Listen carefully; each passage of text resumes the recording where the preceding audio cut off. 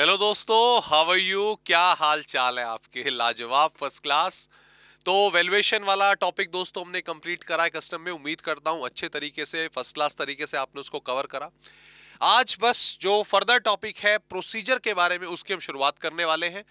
Theoretical content है एक तरह से देखा जाए तो, और चैप्टर्स के मुकाबले लेंदी होगा, बट ऑब्वियसली जितना पहले सिंपल रहा है उतना ही यहाँ पे सिंपल ही रहने वाला है। इससे पहले हमने कस्टम एक्ट का जो क्राइटेरिया है, जो उसकी एक्सटेंशन है, उसके बारे में हमने बात करी। हमने बात करी कितने तरह की ड्यूटीज होती हैं। ओके, वैल्यूएशन, भाई ड्यूटी लग रही है किसी वैल्यू पर लगेगी, तो वैल्यू कैसे डिटरमाइन होगी, उसको लेकर हमने डिस्कशन करा। अब यहां पर हम दोनों के बारे में, एक्सपोर्ट और इंपोर्ट के बारे में, जो प्रोसीजर है उसमें किन किन चीजों का ध्यान रखा जाता है, कैसे कैसे फॉलो करते हैं, वो हम इस चैप्टर में पढ़ने वाले हैं।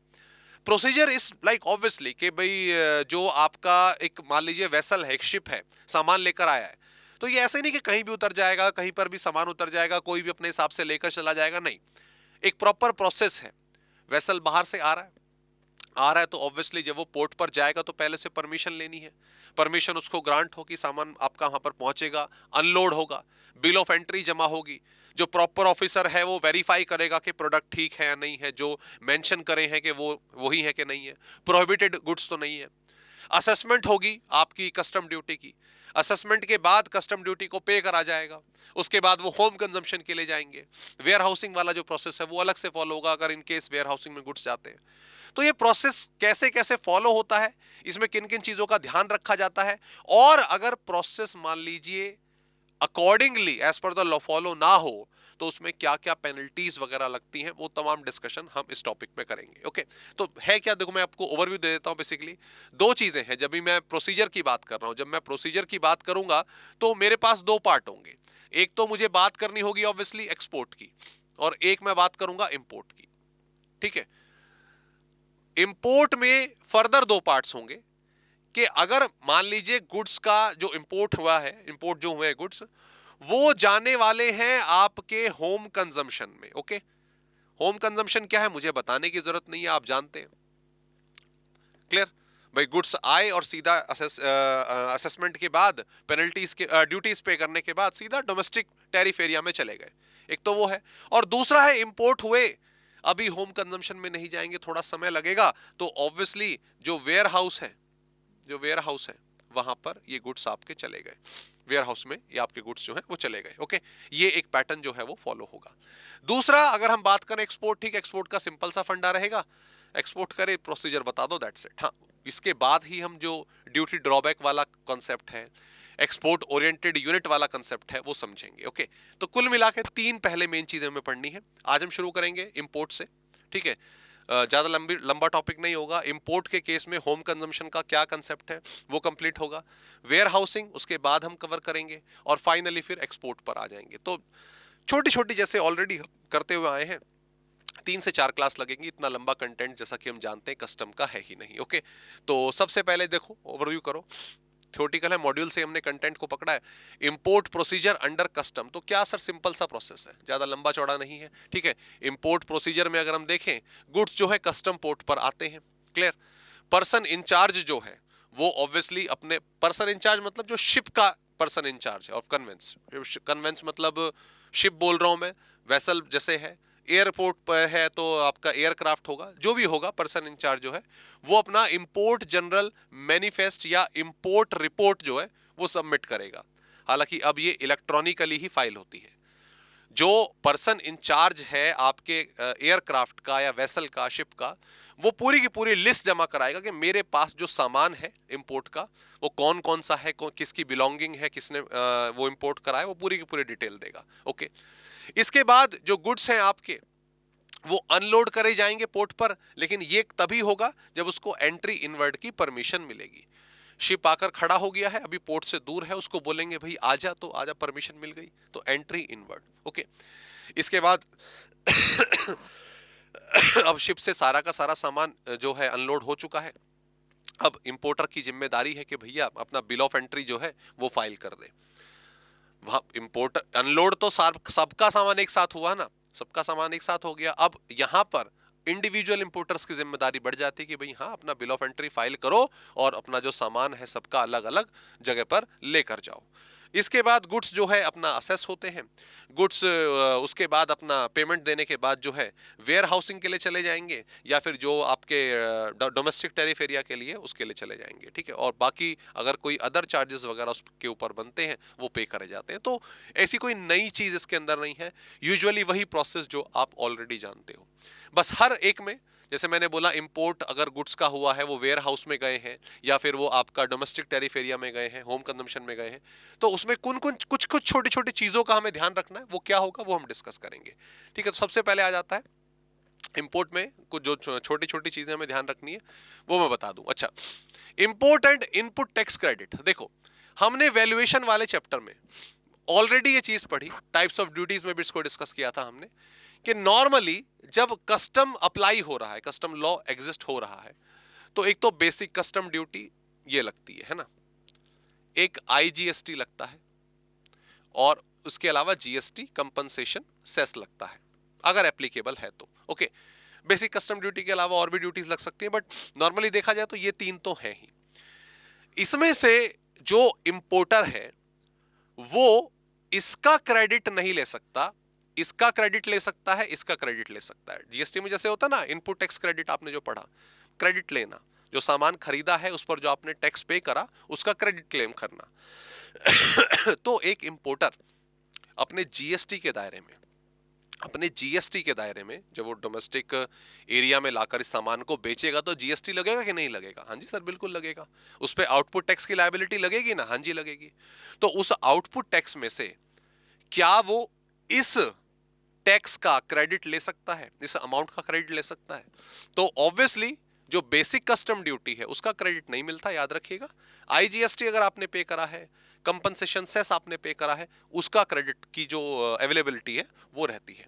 तो वही पॉइंट यहां पर बोला गया है, सिंपल सा, कि जीएसटी रिजाइम के अंदर जो इनपुट टैक्स क्रेडिट है वो आपको आईजीएसटी और जीएसटी कंपनसेशन टैक्स का अवेलेबल होता है, बेसिक कस्टम ड्यूटी का अवेलेबल नहीं होता। और इसीलिए अब ये जरूरी हो गया है कि आप जीएसटी रजिस्ट्रेशन नंबर जो है अपने बिल ऑफ एंट्री में मेंशन करें, ताकि आप आसानी से अपने एक्सपेंडिचर को, अपने क्रेडिट को क्लेम कर पाएं। ये जरूरी हो गया है। However, importers are advised to complete their registration process of GST in as ITC for the ITC of IGST would be available based on GST and declared in the bill of entry। तो कुल मिला के वही है, क्योंकि अब सारा का सारा जो प्रोसेस है आपका नेट्स के थ्रू ही, मतलब वेबसाइट्स के थ्रू इलेक्ट्रॉनिकली ही होता है। तो ये सारे के सारे मसले मेंशन करना जीएसटी नंबर का, ये आपका इलेक्ट्रॉनिकली ही हो जाना चाहिए, ठीक है। इसमें हालांकि आपके मॉड्यूल में लिखा हुआ है कि ये जो डिटेल है आप अपने जीएसटीआर फॉर्म 2 में भरोगे, लेकिन जीएसटीआर 2 जो है अब अभी फिलहाल स्थगित हो रखी है, अभी एग्जिस्टेंस में नहीं है। खैर आगे बढ़ते हैं। अब ये वो दो मसले आ गए, दो आपके जो कंसेप्ट है वो आपके यहां पर आ जाते हैं जो मैं डिस्कस करने, मैं इसको थोड़ा सा छोटा कर रहा हूं, ठीक है। इतने में आ गया। हाँ, आज की क्लास में जो मेरे को आपको मेन चीज समझानी है वो मैं बताऊंगा कि अगर गुड्स आपने इंपोर्ट करे, इंपोर्ट के बाद वो जा रहे हैं अपना होम कंजम्पशन में, ओके, तो आपको ऑब्वियसली कस्टम ड्यूटी पे करनी है ना। वेयर हाउसिंग वाले केस में डिले होगी, कस्टम ड्यूटी बाद में पे होगी। लेकिन जब आपके गुड्स सीधा जा रहे हैं होम कंजम्पशन के लिए तो आपको उसी टाइम पर कस्टम ड्यूटी पे करनी होती है। आपको कस्टम ड्यूटी कब पे कर देनी चाहिए, कितने टाइम के अंदर पे कर देनी चाहिए, और अगर नहीं करते तो आपको किस हिसाब से पेनल्टी पे करनी पड़ेगी, वो चीज हम बेसिकली समझेंगे। देखो, इंपोर्टेड गुड्स के दो केस होते हैं, एक होता है गुड्स जा रहे हैं होम कंजम्पशन में, एक जा रहे हैं वेयर हाउसिंग में। तो याद रखिएगा, जब कि भाई हमने सामान मंगाया, हाँ जी मंगाया, अच्छा ये आप वेयर हाउस में रखेंगे, सीधा डोमेस्टिक एरिया में ले जाएंगे, मतलब सीधा होम कंजम्पशन में जाएगा कि जी होम कंजम्पशन में जाएगा, तो उसके लिए एक वाइट कॉलर बिल बनता है, शीट्स का एक तरह से रंग समझ लीजिए। और अगर वेयर हाउसिंग में जाएंगे तो येलो कॉलर बिल बनता है। येलो कॉलर बिल आगे चल के ग्रीन कलर के साथ भी इंक्लूड है, लेकिन वो कैसे कैसे होगा वो बाद में देखेंगे। इंपोर्टेड बिल्स, इंपोर्टेड गुड्स जो होम कंजम्पशन के लिए जा रहे हैं, ध्यान दीजिएगा, होम कंजम्पशन के लिए जा रहे हैं, duty paid on the same day from the date of returning of bill of entry. अगर नहीं पे करा तो इंटरेस्ट लगेगा, यस तो इंटरेस्ट आपको पे करने की जरूरत नहीं है। सर थोड़ा सा एलेबोरेट करिए, ध्यान दीजिए। जैसा जैसा कि ऊपर बताया गया आपको कि सामान पोर्ट पर अनलोड हुआ, एक जहाज आया और उसमें 10-12 इंपोर्टर्स का जो सामान था वो था, और उसने वो सारा का सारा पोर्ट पर अनलोड कर दिया। अब यहां पर जो सारे के सारे इंपोर्टर्स हैं वो अपनी बिल ऑफ एंट्री फाइल करेंगे, जी मेरा ये सामान है, इतना सामान है, ये मुझे बिलोंग करता है और मैं इसको अपने होम कंजम्पशन के लिए ले जाना चाहता हूं। ओके, अब बिल ऑफ एंट्री ट्रांसफर होगी प्रॉपर ऑफिसर को। किसको? प्रॉपर ऑफिसर को। जो भी देख रहा है भाई, अपना जो कस्टम एरिया का ऑफिसर है आपका, वो देखेगा, प्रॉपर ऑफिसर। अब मान लीजिए हमने बिल ऑफ एंट्री आज जमा करी, मान ली मैं कुछ भी एज्यूम कर रहा हूं डेट, मान लीजिए आज 10 दिसंबर है, ठीक है, उसने अपना क्या नाम है बिल ऑफ एंट्री फाइल कर दी, तो इमीडिएटली बेसिस पर दी और एकदम से आ गई, ऐसा तो नहीं होगा ना। इंस्पेक्शन में टाइम लग जाता है, कितना भी टाइम लग सकता है, 1 दिन में भी हो सकता है, 2 दिन में भी हो सकता है, 3 दिन में भी हो सकता है, कितना भी टाइम लग सकता है। बट द थिंग इज कि इसने अपनी बिल ऑफ एंट्री फाइल कर दी। बिल ऑफ एंट्री अगर इस भाई ने फाइल कर दी है और चेकअप के बाद ये बिल ऑफ एंट्री इसको वापस मिल गई 13 दिसंबर को,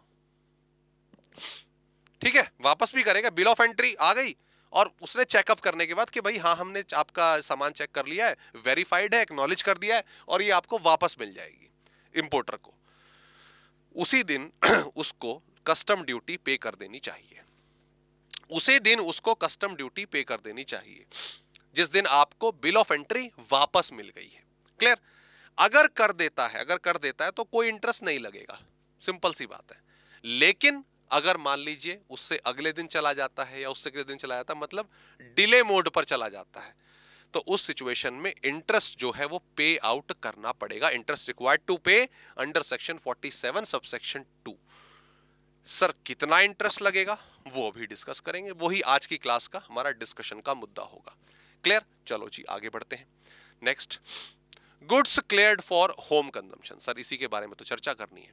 हमने इंपोर्ट करा, अरे अरे अरे ये क्या खुल गया, हमने गुड्स जो हैं आपके इंपोर्ट करे और होम कंजम्पशन के लिए वो चले जाते हैं, तो इसके लिए क्या क्या प्रोविजन है? बड़ा सिंपल सा, विद इफेक्ट फ्रॉम, ध्यान दीजिएगा इसमें समय रहते रहते बहुत सारे चेंजेस आए हैं तो उस पर भी नजर डालेंगे, बट जो मेन मुद्दा है वो तो हमें ऑलरेडी पता चल ही गया है। क्या है? With effect from 14th of May 2016, where the proper officer satisfied that any goods entered for home consumption are not prohibited goods, कि भाई गुड्स गलत नहीं है, गुड्स गलत नहीं है, ठीक है, उसने बिल ऑफ एंट्री देखी, चेक करे, ये गुड्स ठीक है, बैंड गुड्स नहीं है, प्रोहिबिटेड गुड्स नहीं है, and the importer has paid the import duty, और इंपोर्टर ने इंपोर्ट ड्यूटी पे कर दी है, assessed thereon and any charges payable under this act, सब कुछ ठीक है, the proper officer may make an order to permit clearance goods for the home consumption। तो स्टार्टिंग में तो अधिकार ये सरकार को दिया, प्रोहिबिटेड गुड्स है क्या? नहीं है जी। ड्यूटी पे कर दी क्या? हाँ जी पे कर दी। उसके बाद आपको अधिकार है कि आप इस होम कंजम्पशन के लिए अपने गुड्स को ले जा सकते हो, ठीक है। प्रोवाइडेड दैट, यहां पर ये चीज ध्यान दीजिएगा, प्रोवाइडेड दैट गवर्नमेंट के पास ये अधिकार है कि ये ऑफिशियल गैजेट्स के थ्रू, ये ऑफिशियल गैजेट्स मतलब अपना नोटिफिकेशन के थ्रू पेमेंट डेफर कर सकते हैं। मतलब सीधी सी बात है कि गुड्स होंगे स्पेसिफाइड, कहां लिखा हो, इस पे नहीं लिखा हो, मैं लिख देता हूं यहां पे। ये कुछ ही गुड्स के केस में गवर्नमेंट जो है नोटिफिकेशन के जरिए अपना स्पेसिफाइड गुड्स बताएगी कि भाई कायदा तो ये है कि पहले पहले ड्यूटी पे करोगे और उसके बाद होम कंजम्पशन के लिए ले जाओगे, लेकिन अगर आपका गुड्स स्पेसिफाइड गुड्स है, नोटिफाइड गुड्स है, तो पेमेंट आप बाद में भी कर सकते हो, कोई समस्या वाली बात नहीं है। सरकार समय दे देगी, 1 हफ्ता 2 हफ्ता 3 हफ्ता, जो गुड्स की कैटेगरी पर डिपेंड होगा। तो उस केस में ड्यूटी नहीं भी पे करी तो चल जाएगा। लेकिन अगर ऐसा केस नहीं है और आप पेमेंट करते हो, पेमेंट डिले बेसिस पर करते हो, तो दोस्तों इंटरेस्ट ऑन लेट पेमेंट 15% का है, याद रखना, 15% पर एनम, ठीक है। 47(2) 47 सबसेक्शन 2 क्या कहता है, 15% के हिसाब से आपको इंटरेस्ट पे करना पड़ेगा, जो मैं आपको बता रहा था कि भाई अगर आप सेम डे पेमेंट नहीं कर रहे हो, थोड़ा समय लगा रहे हो, तो आपको इंटरेस्ट एज अ पेनल्टी पे करना पड़ेगा। ओके जी, क्लियर। ड्यूटी जैसे मैंने बोला कि सेम डे के हिसाब से आपको जमा कर देनी चाहिए। ये समय बेसिकली पहले काफी था, पहले अच्छा खासा, पहले 5 वर्किंग डेज थे, कुछ समय बाद इसको 2 दिन कर दिया गया सितंबर में, लेकिन अब से तो माफ कीजिएगा, जैसा मैंने बताया कि इंपोर्टर को सेम डे करनी है, क्या सेम डे करनी है बिल ऑफ एंट्री। लेकिन हाँ याद रखिएगा, से या अगर रीअसेसमेंट वाली या प्रोविजनल असेसमेंट वाली, कई हमने पढ़ा ना ऑलरेडी, रीअसेसमेंट प्रोविजनल असेसमेंट पहले वाले केसेस में, ये बिल ऑफ एंट्री मैंने दी, ठीक है, मैंने बिल ऑफ एंट्री दी कि भाई ये बिल ऑफ एंट्री है जी, एंड हमें जरा चेक कर लो और अपना क्लियर करो होम कंजम्पशन के लिए। प्रॉपर ऑफिसर गया, उसने गुड्स देखे, उसने कहा ठीक है, उसने मुझे वापस कर दिया कि ये ले भाई, तू सही कह रहा है, वैल्यूएशन वगैरह ठीक ठाक लिखी हुई है, फटाफट से कस्टम ड्यूटी पे कर और इसको ले जा। तो इट्स अ नॉर्मल केस है ना। तो नॉर्मल केस में जब उसने चेकअप करके वापस मेरे को बिल ऑफ एंट्री दे दी, मैं उसी दिन पर अपनी ड्यूटी पे करके अपना सामान ले जाऊंगा। लेकिन मान लो केस फंसता है कि मैंने वैल्यू दिखा रखी है, वो सही नहीं लगी प्रॉपर ऑफिसर को, उसे लग रहा है कि यार ये इस पे टैक्स ज्यादा बनेगा, ड्यूटी ज्यादा बनेगी, या गुड्स में थोड़ा सा डिफरेंस है, इन शॉर्ट कुछ रीअसेसमेंट वाला केस आ जाता है कि नहीं हम दोबारा से एक बार चेकिंग वगैरह करेंगे। तो उस केस में रीअसेसमेंट होने के बाद, सारे काम होने के बाद, जब आपको वापस बिल ऑफ एंट्री मिलती है, तो 1 दिन का समय मिल जाता है उस केस में। उस केस में 1 दिन का समय मिलता है, और लाजमी भी है ना। रीअसेसमेंट का मतलब क्या है कि इंपोर्टर जो है उसकी टर्म्स नहीं मानी गई। टर्म्स फिर किसने मानी, प्रॉपर ऑफिसर ने, कस्टम ऑफिसर्स ने मानी। तो जब वापस वो बिल ऑफ एंट्री मिलेगी रीअसेसमेंट वाली, इंपोर्टर भी तो अपनी तरफ से कुछ देखेगा ना कि यार इन्होंने क्या रूल्स एंड रेगुलेशन लगा दिए, इसने कौन सा टैक्स रेट लगा दिया, उसको भी तो टाइम दोगे ना थोड़ा चेकआउट करने के लिए। तो इसीलिए 1 दिन का समय उस केस में मिलेगा। ओके जी दोस्तों, और सीधी सी बात यस कि उसके बाद 15% का जो आपका प्रोविजन है, 15% का जो रिटर्न है वो लगेगा। लॉ की भाषा में इस तरह से स्टेटमेंट दी गई है। ओके ओके, चलो एक क्वेश्चन पर आते हैं। X private limited imported goods in the month of April 2018 and submit the bill of entry on 9th April 2018 for home consumption of clearance, ठीक है। After verification bill of entry has been returned by the department, अगले दिन उन्होंने bill of entry जो है वापस करती कि आपने को पेमेंट करनी है for the payment of custom duty. Custom duty बनती है 1,03,000 रुपए की, clear. However, duty has been paid on a 30th of April. Delay कर दिया इन्होंने। There are 5 holidays from 11th April 2018 to आपका 30th April 2000, बीच में 5 दिन की हमारी छुट्टियां भी थी। 5 दिन की हमारी छुट्टियां भी थी। छुट्टियों का क्या करना है ये ध्यान देंगे। इंटरेस्ट कैलकुलेट करो, इंटरेस्ट जो है वो कैलकुलेट करेंगे। तो यहां पर आप देखो 10 तारीख को रिटर्न हुआ, 10 तारीख को बिल ऑफ एंट्री वापस हो गई, 10 तारीख को जमा हो जानी चाहिए थी, नहीं करी। 10 तारीख से लेके 30th अप्रैल कितने दिन होते हैं, 21 दिन होंगे। कितने दिन हो गए, 21 डेज हो गए। ये 10 भी गिना जाएगा और 30 भी गिना जाएगा। जिस दिन आप पेमेंट कर रहे हैं वो भी डिले ही है, उसको काउंट करेंगे इंटरेस्ट में, और ये 10वां तो था ही। लेकिन इसमें से जो आपके कहा गया, हाँ 5 हॉलीडेज हैं वो माइनस हो जाएंगे। मतलब सीधी सी बात है, नॉन वर्किंग डेज है तो उस दिन का इंटरेस्ट जो है वो काउंट नहीं होगा। इतनी सिंपल सी कैलकुलेशन, सिंपल सा जो प्रोविजन है दोस्तों, वो आपको याद रखना है। तो वही 21 दिन काउंट करें और 16 दिन आपका आ गया।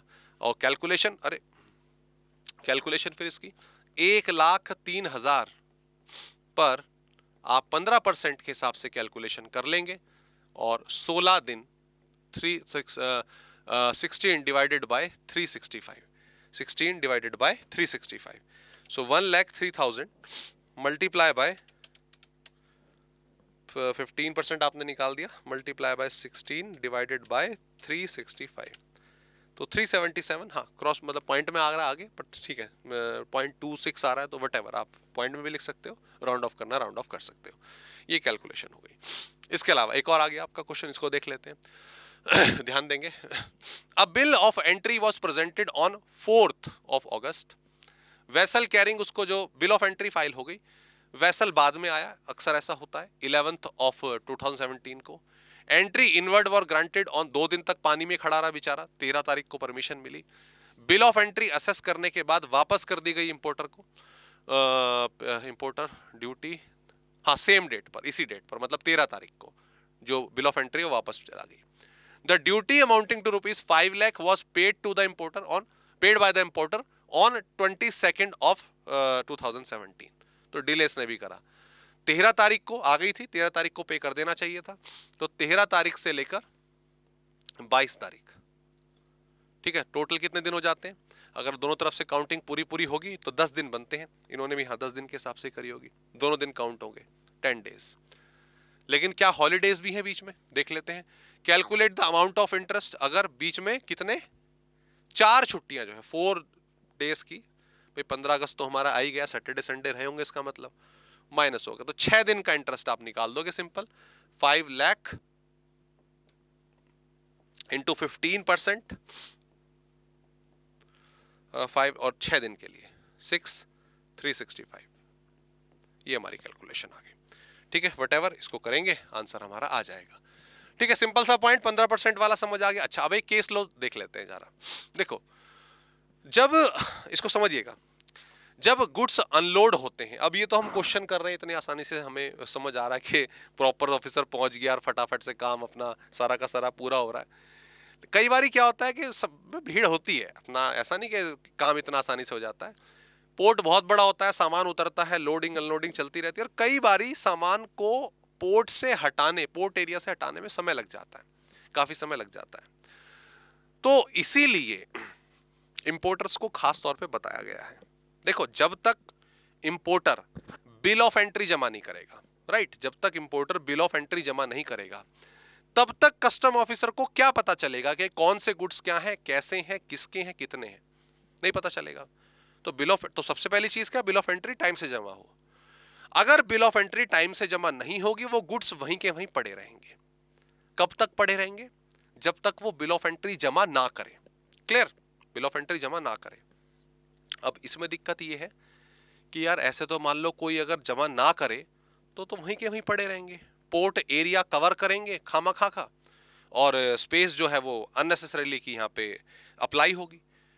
तो इसीलिए 30 दिन का समय दिया जाता है। कितने दिन का? 30 दिन का समय दिया जाता है कि 30 दिन के अंदर, जिस दिन गुड्स अनलोड हुए हैं, 30 दिन के अंदर आपको पोर्ट से गुड्स हटाने हैं। 30 दिन के अंदर पोर्ट से गुड्स हट जाने चाहिए। अगर 30 दिन के अंदर पोर्ट से गुड्स नहीं हटे तो प्रॉपर ऑफिसर, कस्टम ऑफिसर उनकी नीलामी कर सकता है इंपोर्टर को नोटिस देने के बाद। राइट? क्लियर? मतलब 30 दिन का समय आ गया। कस्टम ऑफिसर गुड्स को 30 दिन से ज्यादा पोर्ट पर नहीं देख सकता। क्लियर? और सीधा बेचेगा, फिर सीधा क्या करेगा? बेचेगा। बट इसका आप गलत मतलब ये नहीं निकाल सकते कि हम बिल ऑफ एंट्री 30 दिन में जमा करेंगे। आज गुड्स उतरे, अरे 30 दिन है, पड़े रहने दो, बिल ऑफ एंट्री जो है वो अपना हम जो है लगाएंगे। इसके लिए ये काम आप नहीं कर सकते। इसको लेकर एक केस है, उसको डिस्कस करेंगे, फिर ये लॉजिक हमारा कंप्लीट हो जाता है। केस आपका जो श्रीजी ओवरसीज प्राइवेट कंपनी है, इनको लेकर था। पॉइंट ऑफ डिस्प्यूट क्या है? Can the time limit prescribe under section 48, जो कि 30 दिन का है, of the custom act 1962 for the clearance of the goods within 30 days, within 30 days, be read as time limit for filing the bill of entry under section 46।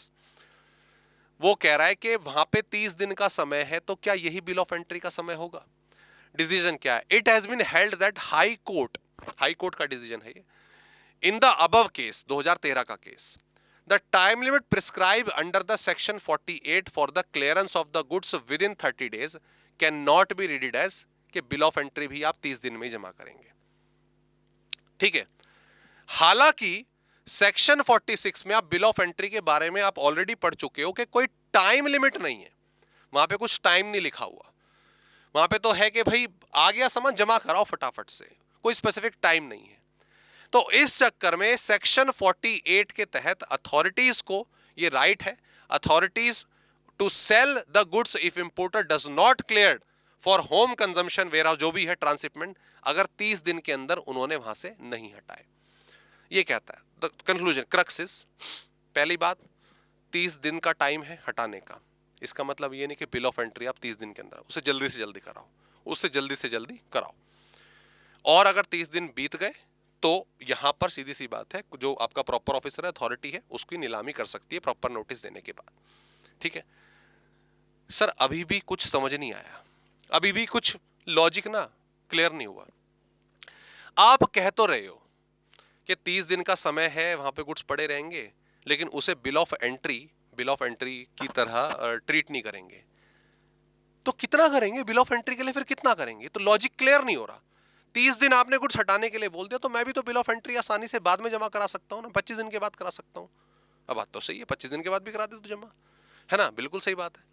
तो एक तरह से 30 दिन का समय तो मिल ही गया ना मेरे को, 30 दिन का समय इनडायरेक्टली मिल ही गया। हालांकि सेक्शन कह रहे कि 48 में जो लिखा हुआ है वो 46 के लिए अप्लाई नहीं होगा 30 दिन का समय, लेकिन इनडायरेक्टली तो हो ही गया ना, क्योंकि 46 में कोई टाइम लिमिट है नहीं बिल ऑफ एंट्री की। ध्यान दीजिए, उसी के हिसाब से क्वेश्चन बना हुआ है, उसी के हिसाब से क्वेश्चन बना हुआ है। ये क्वेश्चन की डेट आपकी दी गई 2013 की, वही उसी को बेस माना है क्वेश्चन का। इस डेट पर गुड्स अनलोड हो गए, बिल ऑफ एंट्री जमा नहीं हुई, कस्टम अथॉरिटी ने 15,000 का फाइन लगा दिया कि भाई तुमने गुड्स नहीं हटाओ, तो मतलब 30 दिन हालांकि भी पूरे नहीं हुए, पर तुम बिल ऑफ एंट्री फाइल क्यों नहीं कर रहे हो, 15,000 का जुर्माना आप लोगों के ऊपर लगेगा। अब इस पर फिर इंपोर्टर ने बोला कि जुर्माना किस बात का लगेगा, जब लॉ में नहीं लिखा हुआ, सीधी सी बात है, और 30 दिन तक गुड्स पोर्ट पे रहेंगे तो मैं जमा करा रहा हूं। अब इस वाले केस में हुआ क्या, पहले हाई कोर्ट की जजमेंट आई कि 15,000 रुपए का जुर्माना नहीं लगा सकते। इसी के बिहाफ पे बोला गया कि 30 दिन का समय बिल ऑफ एंट्री पे अप्लाई नहीं होगा। ठीक है, हाँ 30 दिन हो गए, नोटिस दे दो, बेच सकते हो, वो राइट तुम्हारे पास है, लेकिन इसने 30 दिन पूरे नहीं होने दिए ना, उससे पहले बिल ऑफ एंट्री जमा करा दी। ये 2013 की बात, 2013 वाले केस के हिसाब से। लेकिन फिर क्या हुआ, कुछ समय बाद, ध्यान दीजिएगा, दोबारा से ये वाली बात आ गई, दोबारा से वाली बात आ गई, इसी में है ना, हाँ बिल्कुल। इसकी फर्दर एक जजमेंट आई, दोबारा से इस पे बेंच बैठी और इन्होंने साफ साफ कर दिया कि वो सब ठीक है, वो सब 30 डेज वाला तुम हिसाब किताब बोल रहे हो ना, वो सेम नहीं माने जाएंगे, वो ठीक है। लेकिन अगर कस्टम अथॉरिटी ने कोई फाइन लगा दिया, कुछ चार्जेस वगैरह लगा दिए, रीजन के साथ पे करने पड़ेंगे। ऊपर वाले केस में आपकी भी ये कंफ्यूजन होगी कि सर 30 दिन तो कायदे से मिल ही गए ना, तो हर कोई फिर बाद में जमा कराएगा अगर उसे बेनिफिट मिल रहा है, पड़े हैं गुड्स, अपना कोई चार्ज नहीं लग रहा। बात ठीक है आपकी। तो इसीलिए उसको ओवररूल्ड करते हुए अब ये रूल है कि ठीक है, हम 30 दिन का समय नहीं दे रहे आपको बिल ऑफ एंट्री के लिए, लेकिन अगर आप डिले करते हो और कस्टम ऑफिसर को कहीं लगता है कि भाई ये आदमी जानबूझ के बिल ऑफ एंट्री डिले कर रहा है, गुड्स स्कैम ही पड़े हुए हैं, तो वो ऑब्वियसली कुछ ना कुछ चार्जेस जो हैं वो लगा सकते हैं इंपोर्टर के ऊपर, और इंपोर्टर को वो पे करने पड़ेंगे। हालांकि अपॉर्चुनिटी ऑफ बीइंग हर्ड दोनों तरफ से मानी जाएगी। क्लियर? तो ये सिंपल सा वेयर हाउसिंग कह रहा हूं, सॉरी, अपना होम कंजम्पशन वाला केस था दोस्तों, जो हमने कंप्लीट करा। नेक्स्ट क्लास में, नेक्स्ट क्लिप में हम शुरू करते हैं वेयर हाउसिंग वाला कंसेप्ट।